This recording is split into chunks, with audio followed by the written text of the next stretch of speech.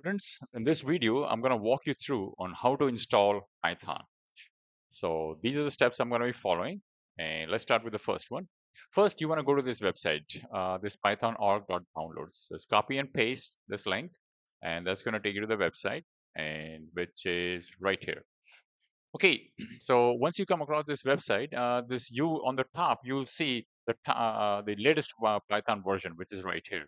If you want to download the older version, you can scroll down, and if you're looking for some specific release, you can click any one of these links and download either one of them, depending on which older release you want.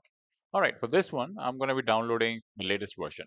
Click on this download option, and depending on how big is your how slow or how fast is your network is, it's going to download on your computer. All right, for mine is done. Next step,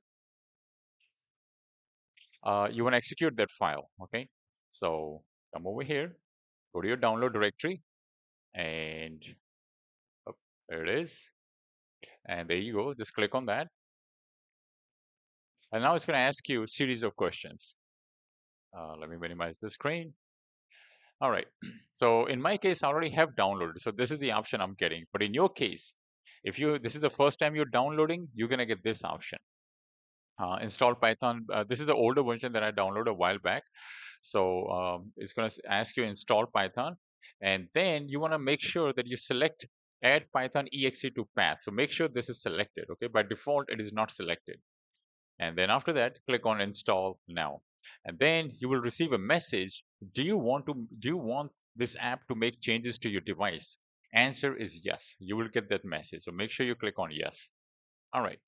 After that, after the successful installation, you will see this screen. Now, if you want, you can actually click on this online tutorial if you want to explore, or you can just close it. All right, so this will install your Python.